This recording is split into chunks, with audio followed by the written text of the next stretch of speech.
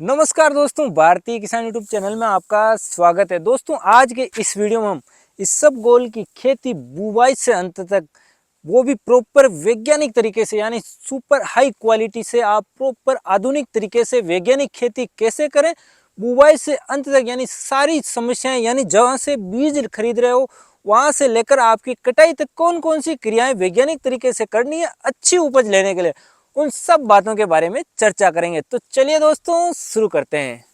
दोस्तों, अगर बात करें कि इसबगोल की बुवाई कब करें, तो दोस्तों अगर ज़्यादा जल्दी बुवाई कर दोगे तो ज़्यादा वेजिटेटिव ग्रोथ और उपज कम हो जाएगी, और लेट बुवाई करोगे तो दाने की सेटरिंग होगी, यानी पकते समय बारिश वगैरह आएगी तो उससे भी उपज कम होगी और पौधे की ग्रोथ भी नहीं हो पाएगी। तो दोस्तों, बुवाई का जो सबसे उपयुक्त समय है वो है दोस्तों अक्टूबर का जो लास्ट वीक है, उससे लेकर 15 नवंबर के बीच में इसकी बुवाई कर देवे। तो बात करें बुआई की दूरी के बारे में, तो लाइन से लाइन की दूरी आपको रखनी 30 सेंटीमीटर, और दोस्तों पौधे से पौधे की दूरी 5 सेंटीमीटर रखनी। वही दोस्तों, बुआई की गहराई ज़्यादा नहीं रखनी, 2 से 3 सेंटीमीटर केवल गहरा बोना है, क्योंकि दाना बारीक है, उगने में दिक्कत हो सकती है। दोस्तों, अगर बात करें बीजोपचार के बारे में, तो यदि आप जो बीज प्रयोग कर रहे हैं वो उपचारित नहीं है, तो आपको क्या करना है, बीजोपचार के लिए सबसे पहले फफूंदनाशक से बीज उपचार करना है। उसके लिए आपको लेना है ट्राइकोडर्मा वीडी, जो कि जैविक है पूर्ण रूप से।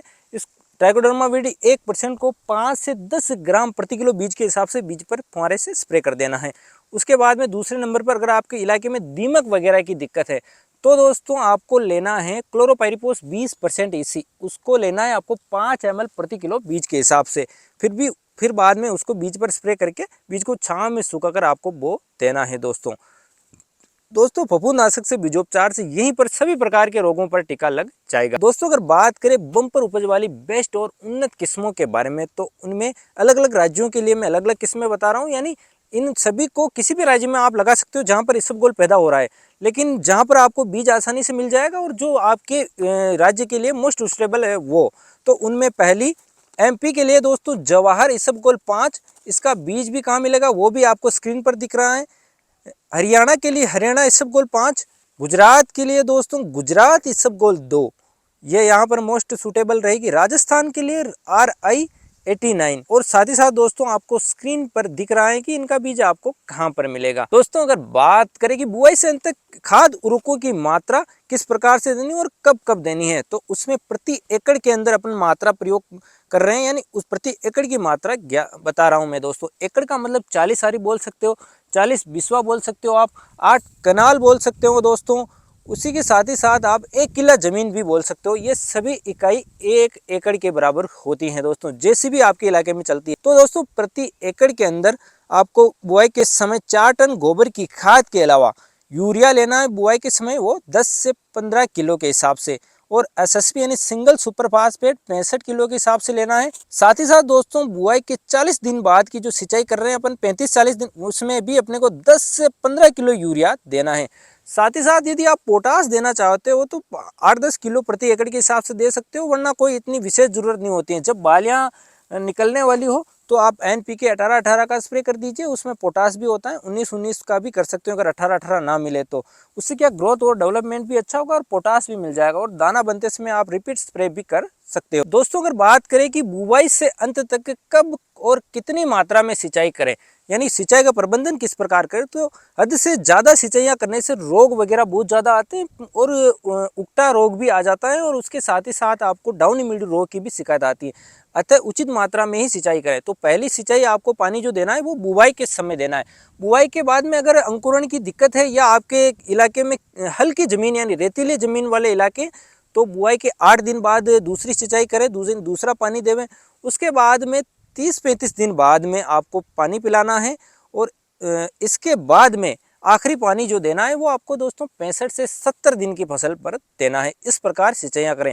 लेकिन दोस्तों, अगर आपके इलाके में रेतीली ज़मीन है, यानी आप वहाँ पर फुहारे से सिंचाई कर रहे हो या स्प्रिंकलर वगैरह से सिंचाई कर रहे हो, तो स्प्रिंकलर बालियाँ आने के बाद में स्प्रिंकलर का उपयोग ना करें, और वहाँ पर आप कम से कम 6 बार स्प्रिंकलर वगैरह या फुहारा लगाएं।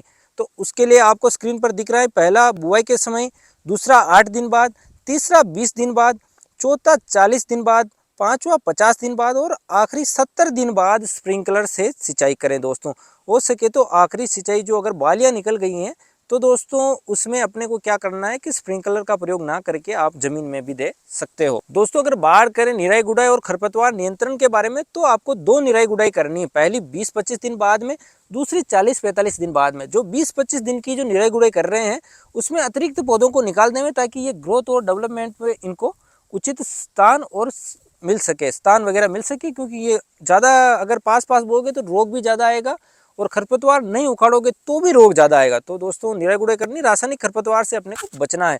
इससे क्या है, झटका बहुत ज़्यादा लगता है रासायनिक खरपतवार से। जीरा और इसबगोल की फसल में क्या है कि झटका ज़्यादा लगता है दोस्तों, तो अतः उपज में काफ़ी ज़्यादा मात्रा में कमी आती है। अतः आपको क्या करना है कि इसबगोल की फसल में आपको निराई गुड़ाई से ही काम चलाना है, उपज अच्छी होगी। दोस्तों एक बहुत ही बड़ी समस्या आती है इसके अंदर पाले की, क्योंकि ये पाले से बहुत ज़्यादा प्रभावित होती है और पूरी तरह से फसल जल जाती है।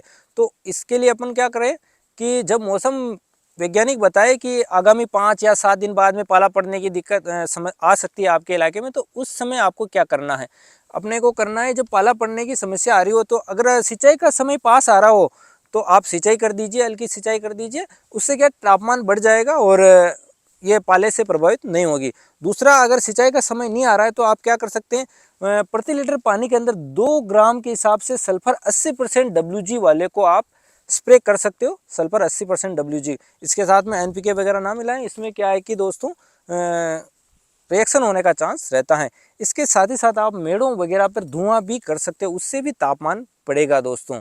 तो ये सारे उपाय आप अपना सकते हो, या इसमें से कोई भी उचित उपाय जो आपको लगे वो अपना सकते हो। पर इसमें जो स्प्रे वाला है सल्फर और दोस्तों सिंचाई वाला, दो काफ़ी मोस्ट सुटेबल और मोस्ट इफेक्टिव चीज़ें हैं दोस्तों पाले से बचाव के लिए। अगर बात करें कीट बीमारियों के बारे में, तो विशेष कोई इतनी ज़्यादा कीट बीमारियां नहीं लगती हैं, ज़्यादा कोई दिक्कत नहीं आती। लेकिन एक मोइला, जो आपको स्क्रीन पर मोइला, चेपा, एफिड आप कुछ भी बोल सकते हो, आपके इलाके में जो बोलते हो, रस चूसक कीट, इसकी क्या है कि पत्तियों और पौधे की बालियों वगैरह का रस चूसते हैं।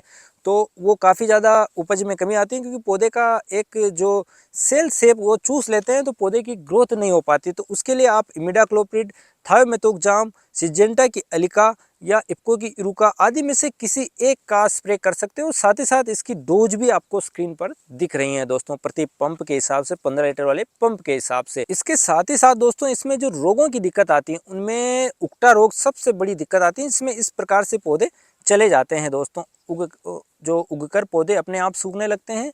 उसके साथ ही साथ दोस्तों तुलासिता यानी डाउनी मिल्ड्यू रोग, जिसमें पत्तियां इस प्रकार से झुलस जाती हैं, और एक जड़ गलन रोग यानी जिसमें जड़ काली पड़कर सूख जाती हैं। तो ये 3 मुख्य रूप से इसमें रोग लगते हैं दोस्तों। तो इन तीनों का एक ही इलाज, यानी तीनों में एक ही प्रकार की दवा काम करेगी। वो है, अगर आप बुआई के समय बीज उपचार कर दोगे तो इन रोगों पर टीका लग जाएगा, लगभग इन सारे रोगों पर टीका लग जाएगा, इनकी आने की समस्या बहुत कम हो जाएगी। इसके साथ ही साथ दोस्तों जमीन में भी आप ट्राइकोडर्मा वीडी 1% को 2.5 किलो प्रति एकड़ के हिसाब से प्रयोग कर सकते हो। और आपके इलाके में यदि रोग की समस्या कम है तो आप 1 किलो प्रति एकड़ के हिसाब से भी प्रयोग कर सकते हो। इसके अलावा दोस्तों खड़ी फसल में भी आप स्प्रे करना चाहो तो कार्बेंडाजिम 12% प्लस मैनकोजेब 63% नामक फफूंदनाशक जो आता है, उसका आप 2 ग्राम प्रति लीटर पानी के हिसाब से प्रयोग कर सकते हो। इन सारे रोगों पर वो काम करेगा। इसके साथ में आप NPK वगैरह मिला सकते हो अच्छी ग्रोथ के लिए। जब बालियाँ निकलने वाली हो उससे पहले की अवस्था में आप NPK 18-18 का स्प्रे कर सकते हो। बालियाँ निकलने के बाद के स्प्रे में आप NPK 0-32 या 0050 को इसमें मिला सकते हो। साथ ही आप टॉनिक इसी स्प्रे में मिला सकते हो, यानी इन्हीं दवाओं के साथ।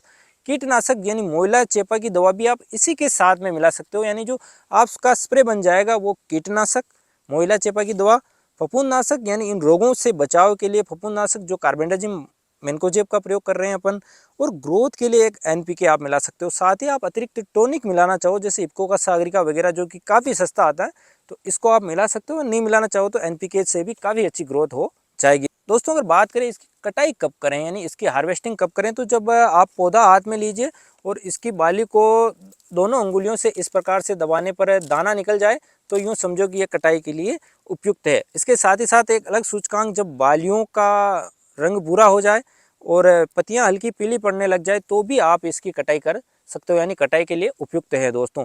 यदि बारिश की समस्या है आपके इलाके में, यानी बारिश, मौसम वैज्ञानिक कह रहे हैं कि आगामी 2-5 दिनों में या 7 दिनों में बारिश होगी, तो आपको 2-3 दिन पहले भी आप इसकी कटाई कर लीजिए और इकट्ठा करके आप निकाल दीजिए, या एक जगह इकट्ठा करके आप तिरपाल वगैरह से ढक दीजिए ताकि नुकसान कम हो। बाकी इसमें क्या दिक्कत आने वाली है, क्योंकि जैसे ही आप बारिश के छींटे या ओले लगेंगे तो इसमें सारे दाने निकल कर बालियों से निकल जाएंगे और केवल ये डंठल रह जाएगा, तो उपज में काफ़ी ज़्यादा नुकसान हो सकता है। तो इस प्रकार अगर बचें, और अगर आपके इलाके में भारी ओस की समस्या है या भारी सर्दियों में बारिश होती है पकते समय, यानी मार्च वगैरह या फरवरी एंड में, तो आप इसकी खेती नहीं कीजिए क्योंकि इसमें बहुत ज़्यादा नुकसान हो सकता है दोस्तों। तो इस प्रकार से दोस्तों आप इसबगोल की खेती बुआई से अंत तक कर सकते हो। साथ ही अगर आपका कोई भी सवाल बच गया है या मेरे से कोई गलतीवश कोई आपका छूट गया है कोई पॉइंट, तो आप कमेंट में पूछ लीजिए, मैं उसका जवाब जरूर दूंगा। आशा करता हूं कि ये वीडियो आपको बहुत ही पसंद आई होगी। पसंद आई हो तो वीडियो को लाइक करें और भारतीय किसान यूट्यूब चैनल को सब्सक्राइब करें, ताकि खेती बाड़ी और किसानों से जुड़ी जानकारी सबसे पहले आपके मोबाइल में पहुंच सके। वीडियो देखने के लिए आपका बहुत बहुत धन्यवाद।